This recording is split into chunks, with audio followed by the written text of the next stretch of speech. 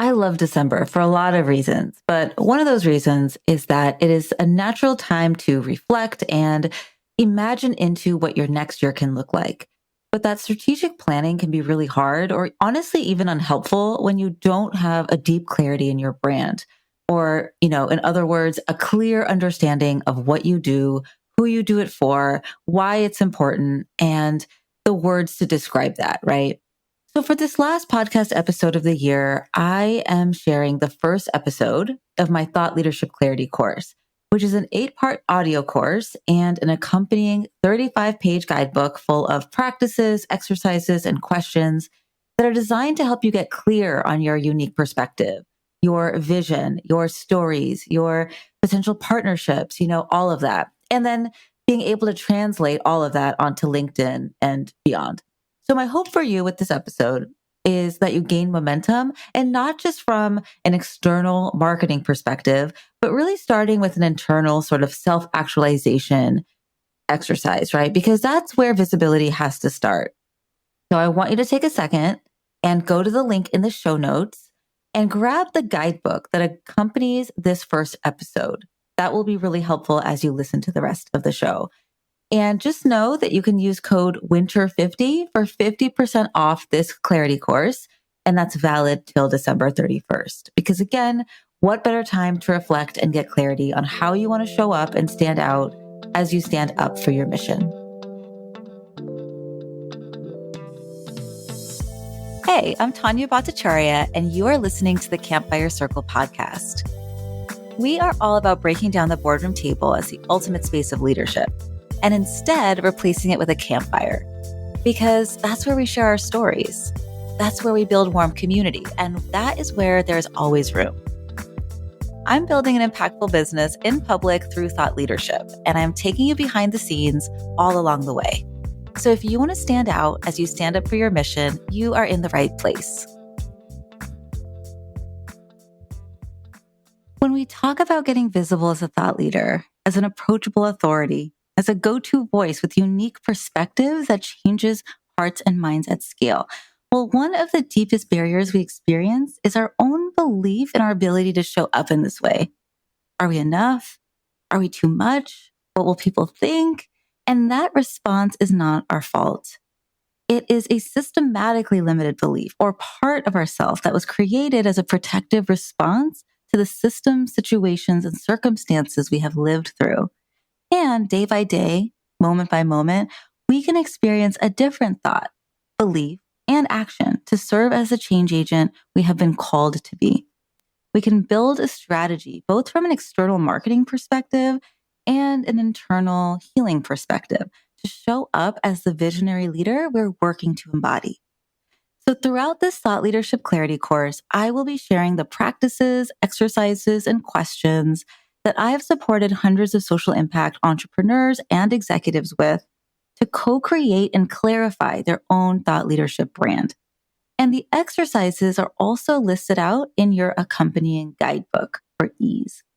So in episode 2, we're going to cover how to go deep and mine your vision, passion, lived experience, and credibility to clarify and inform your foundational brand message.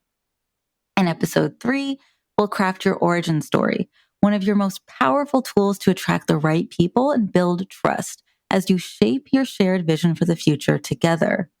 In episode 4, we'll clarify your niche or who you stand for so that you can clearly support them through audience-specific language that calls them in. In episode 5, we'll explore how you uniquely show up in the world and how you put your values into action. What is it about you and your message that is so recognizable that people would still know it's you even without your name or picture? In episode 6, I'll share how to translate your personal brand message onto LinkedIn so that people see your profile as a resource and not just a resume, which will turn your profile into a hub of opportunities. In episode 7, you'll learn how to strategically build your Campfire circle or personal board of directors, because this work is not meant to do alone. It is always done in community. And finally, in episode 8, we'll explore the village, meaning you'll look around to see who has emerged that you can partner and collaborate with to bring even more of the right people into your world. But let's start here as our first stop in this slow study and talk about why we are the ones we've been waiting for.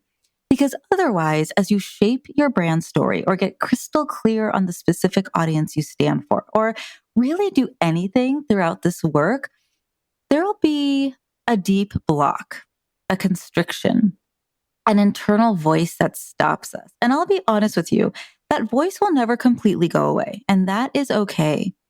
Our inner chaperone does serve a purpose after all, but we can build a relationship with that inner chaperone so that they're not in conflict with this work, but instead they become a member of the team. So I have worked with some of the most well respected social impact leaders in the country, nonprofit founders, board chairs, highly earning mission driven entrepreneurs. I have served as an executive director myself and raised millions of dollars thanks in part to this visibility work. And I say all that because I want you to know that it is completely normal and natural at any level or background to struggle with feeling confident in your voice and sharing your perspective. To wonder if you have a unique enough or smart enough opinion that doesn't just simply add to the noise, or to not be sure if you know enough to show up as an expert or a go-to voice, which of course makes it really hard to position yourself as one in your niche, or to be afraid to hit post on LinkedIn or show up in other ways because of potential rejection or criticism, or feeling like your content has to be perfect or your audience will realize you're a quote unquote fraud. And of course, I could keep going because these thoughts aren't just in your head. So if any of these feel familiar, you are in great company. I too am a fellow survivor of these social constructs that we live in, because these doubts, right? These voices arise not from anything wrong with us, but from the historical and cultural contexts that are designed to make us feel this way in the first place. So as we grow up, as we go to school, as we take on our first jobs, it's still pretty rare that we see ourselves fully reflected back in our professors, our board members, our leadership, our executive C-suite, our funders, our sponsors, and our institutions as a whole. And that is enough to start to feel like an imposter, or at the very least, not sure of our fit and our future there. But I want to really ask you, how can we be the fraud if we intentionally, systematically, and sometimes violently have been excluded from this rarefied air for generations? That, of course, will result in feeling like we don't belong, or that we aren't expert enough, or that our opinions don't count or matter. So these barriers around being perfect enough, knowledgeable enough, right? They are the normal and natural effects of marginalization, of oppression. And here's the thing, the people that we care about most and that we are called to serve through our work, through our businesses, our ideal audience, if you will, they would never think those thoughts about us because we actually do have the insights and the ideas that they are craving that can support them. And that is who this work is for, right? Because over time, as we develop our thought leadership messaging and build our visibility, we will slowly transform the institutions that have systematically made us and people like us under-recognized in the first place. And that is the real potential and ultimate end outcome of our thought leadership work. It's not about likes. It's not about engagement. It's about actionable, real systems level change. So how does that work?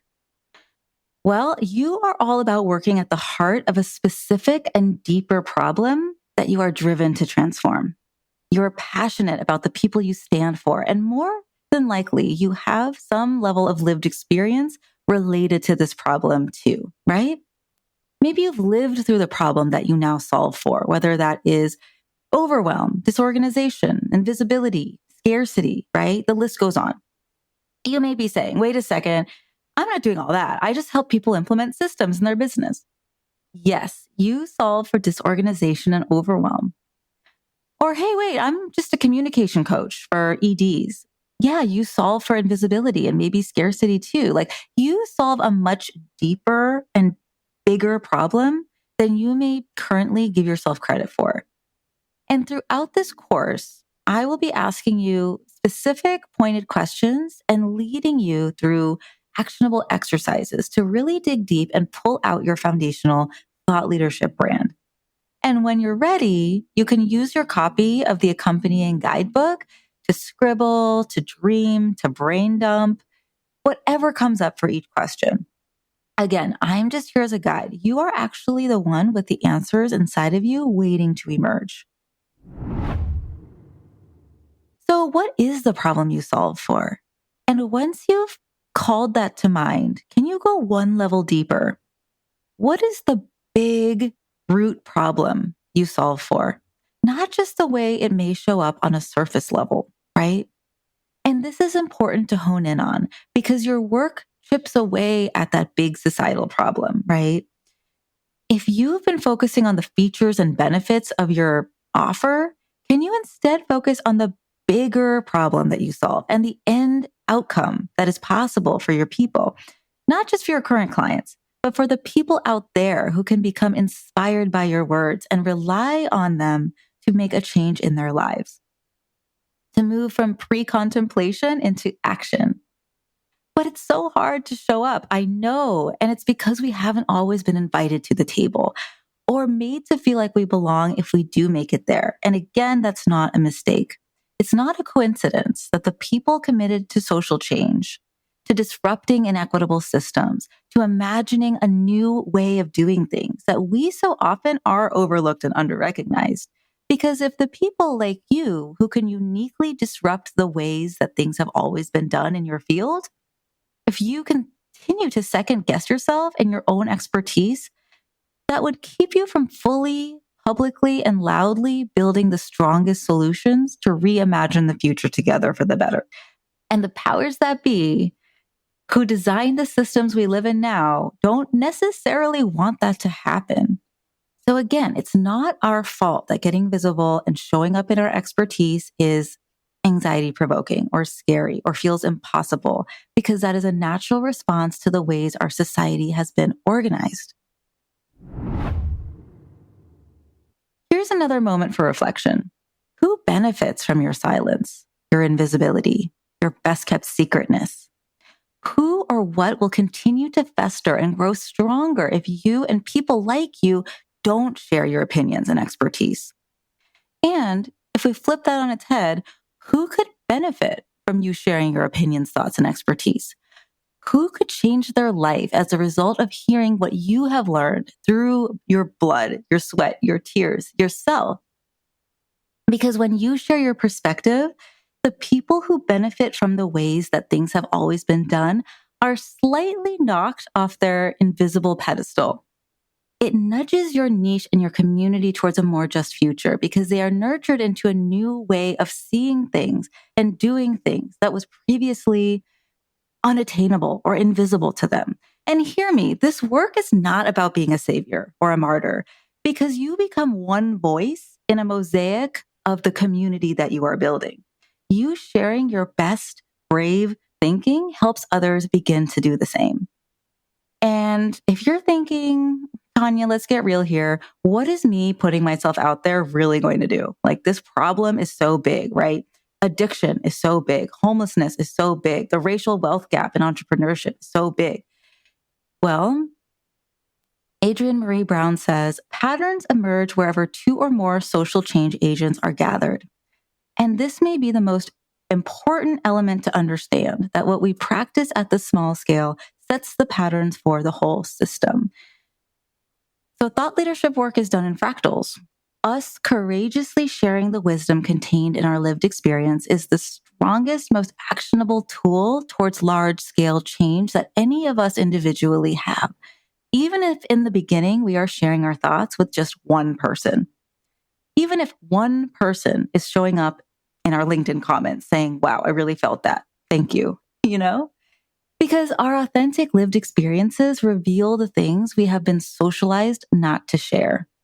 Shame, urgency, fear, loneliness, scarcity, people pleasing, the things that we and our potential clients struggle with, right? These big, deep problems, and that has always been the strategy, to struggle with these things all by ourselves in isolation, thinking we're the only ones.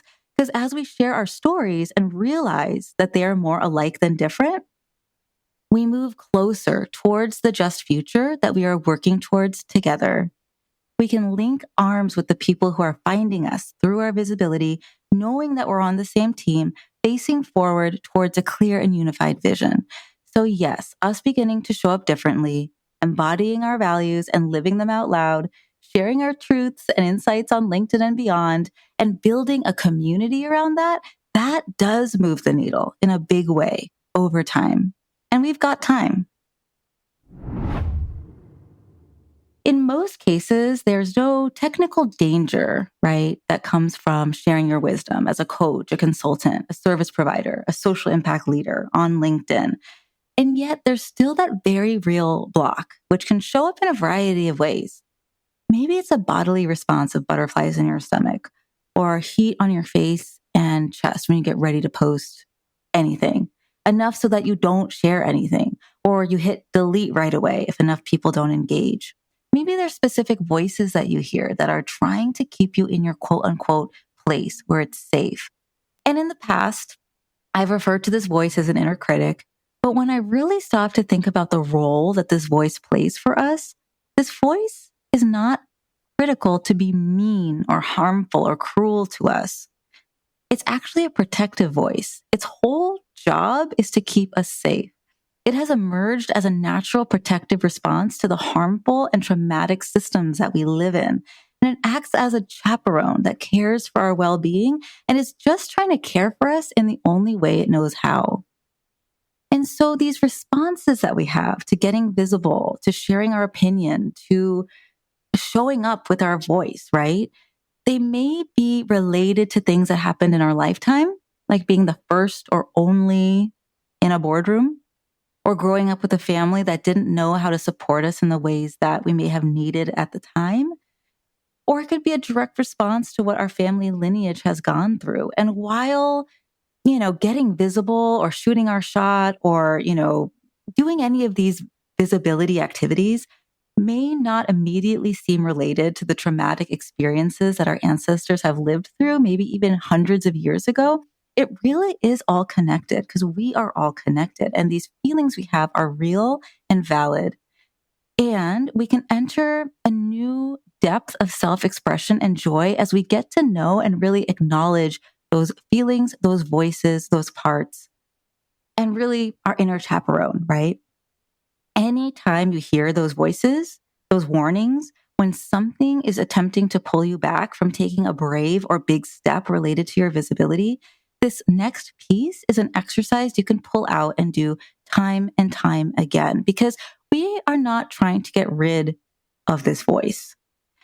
As change agents, right, as social impact leaders, we are so accustomed to helping our clients and community members go through a change, right? That's what we're here for. But that's not necessarily what we want to do with our inner chaperone. We actually instead just want to make sure that they are heard, that they're understood, and just to witness them, right? Just to be with them and just to write a letter to them and be in relationship with them. So in your guidebook, there's a space to write a note to your inner chaperone. Again, that protective part of yourself that just wants to keep you safe and protect you from big risks like showing up on LinkedIn, right? Showing up as a thought leader or go-to voice in your space. And so this activity can help us create a relationship with this part of ourselves to begin an ongoing lifelong dialogue and partnership with it. What are they worried about? What do they say when it becomes time to get visible? And how does what they say actually care for you? How is it an expression of protection and care?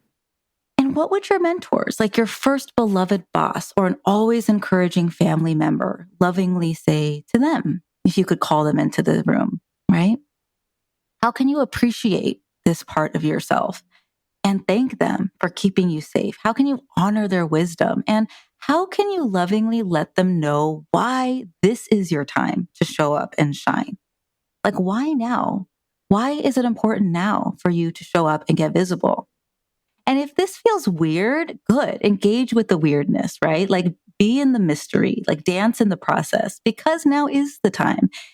Because as Alice Walker and June Jordan before her said, we are the ones we've been waiting for. So I will see you in episode 2 as you continue this journey and mine your vision, your passion, your lived experience, and your credibility so that you can use it as fuel for your thought leadership. Hey, don't forget to grab your guidebook in the show notes along with your code WINTER50 for 50% off the full audio course. That's valid till December 31st. Happy reflection. Okay, so you've heard from us. Now I want to hear from you.